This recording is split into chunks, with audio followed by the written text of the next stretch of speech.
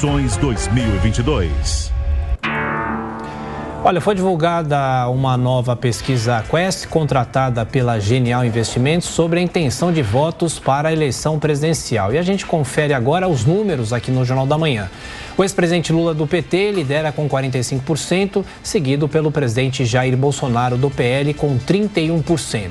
Ciro Gomes, do PDT, aparece com 6%, André Janones, do Avante, e Simone Tebet, do MDB, tem 2% cada.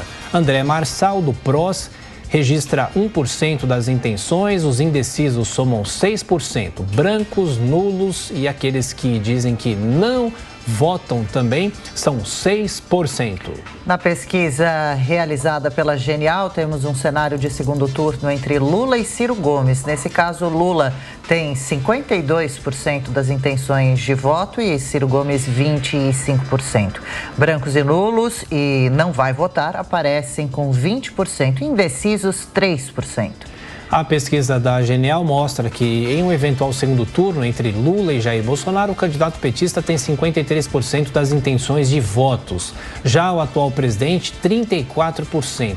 Brancos, nulos e os que dizem que não vão votar, 9%. Os indecisos são 4%.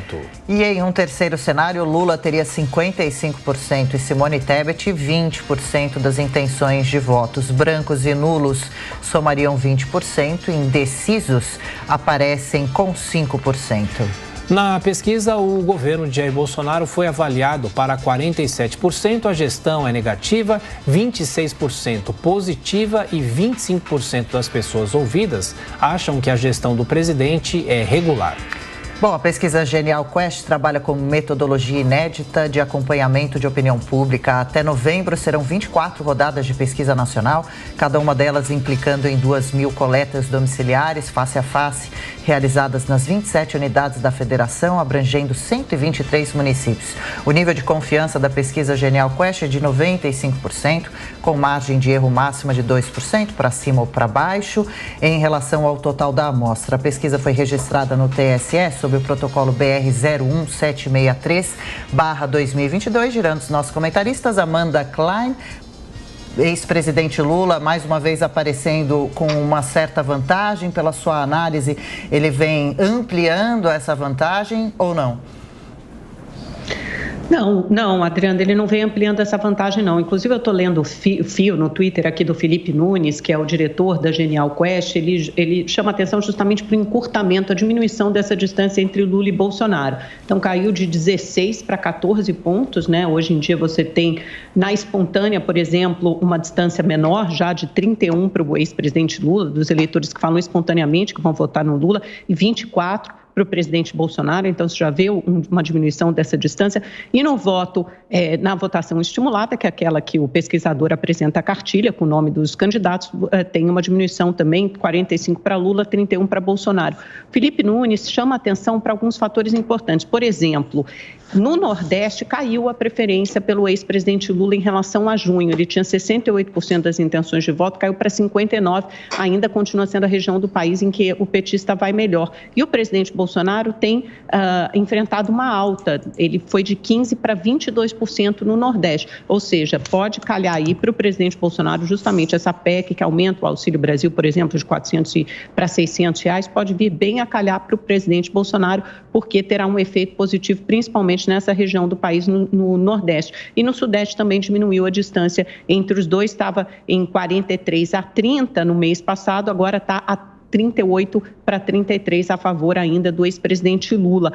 No eleitorado feminino também diminuiu essa distância, era de 28 pontos favoráveis ao ex-presidente Lula no mês passado e agora foi para 19 pontos. Ou seja, há vários momentos aqui, recortes, detalhamentos da pesquisa que indicam que o presidente Bolsonaro está começando a surfar numa onda mais favorável e é possível que isso seja consolidado com a PEC muito provavelmente aprovada ainda, que será aprovada ainda nessa semana na Câmara dos Deputados. Tudo indica que será uma eleição bastante acirrada, em que pese, neste momento, o ex-presidente Lula ainda ter uma liderança relativamente confortável. Cristina, Grêmio, os números dessa pesquisa, pelo menos o levantamento continua mostrando a cristalização dos votos nos polos, né?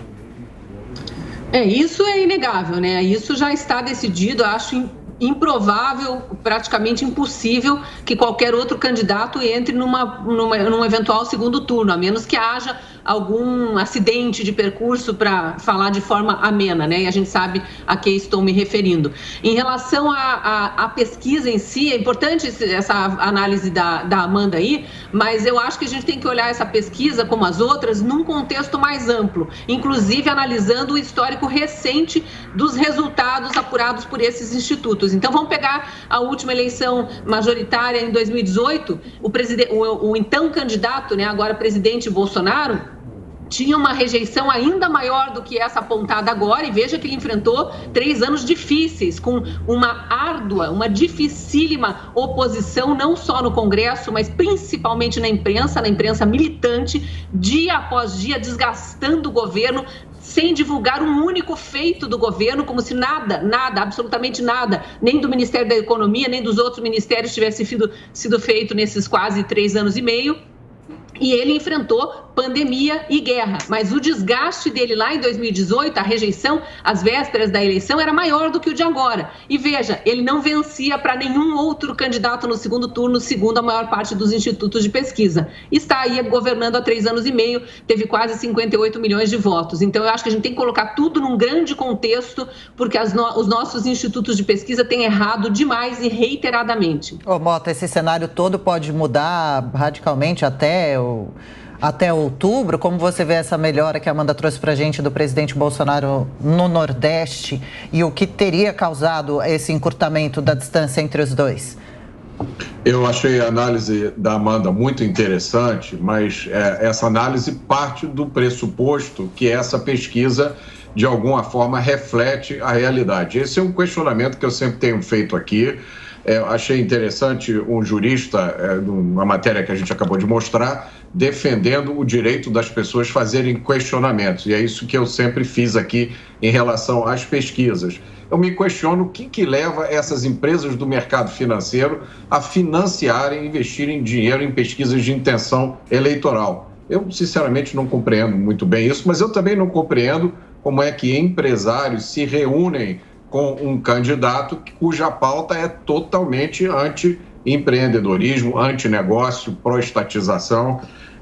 O que a Cristina falou muito importante. Para eu saber se eu acredito ou não nessa pesquisa dessa empresa Quest, eu preciso saber como é que essa empresa, qual foi o desempenho dela nas últimas eleições, nas suas pesquisas. Ela tem acertado, ela tem errado, e aí fica fazendo falta aquela nota que eu sugeri, né, que aqui na Jovem Pan, que fosse criada uma nota para o Instituto de Pesquisas. À medida que o Instituto acerta mais, a nota vai aumentando. À medida que ele erra, a nota vai diminuindo. Então, você pega uma pesquisa dessa, olha a nota, essa nota é 3, é ruim, então não vou acreditar na pesquisa. Se a nota é 8, o Instituto é bom, eu acredito. Na falta disso, só resta a gente lembrar o que aconteceu em 2018, para encerrar, uma declaração aqui de 26 de setembro de 2018, uma manchete da imprensa na época: Haddad tem 99,4% de chances de ser o novo presidente, diz matemático da USP. O matemático fez uma análise baseada nas pesquisas eleitorais até aquele ponto. Então, vamos analisar, mas sempre lembrando disso. Cristiano, e a discussão eterna sobre confiabilidade das pesquisas, e é uma pesquisa que continua mostrando os polos, né? Olha, Thiago, eu concordo realmente com esse cenário. É um cenário, no meu entendimento, consolidado, né? Essa eleição, de fato, já se polarizou. Eu, pessoalmente, confio muito nos institutos de pesquisa sérios, que têm confiabilidade, que têm seus resultados divulgados aí pela grande imprensa, pelo empresariado, pelos organismos mais conhecidos da sociedade. Eu vejo que a gente tratar dos resultados depois da eleição, aí realmente fica mais fácil. O difícil é tratar dos resultados antes do processo eleitoral. E o processo eleitoral, ele vai sendo construído, ele não é uma fotografia estanque. E nós estamos aqui há 3 meses da data das eleições e é justamente o momento onde o embate político começa a esquentar. E nós temos aí os 45 dias finais, onde aí sim com televisão, com campanha efetivamente nas ruas, o eleitor passa a se decidir melhor. Eu vejo que todas essas principais pesquisas demonstram Lula e Bolsonaro na dianteira, numa disputa bastante intensa entre os dois, e eu vejo que realmente a eventual ultrapassagem do presidente Bolsonaro ou a consolidação de Lula na liderança, ela vai se dar realmente na reta final da campanha, onde o eleitor já vai ter mais claro o seu posicionamento político.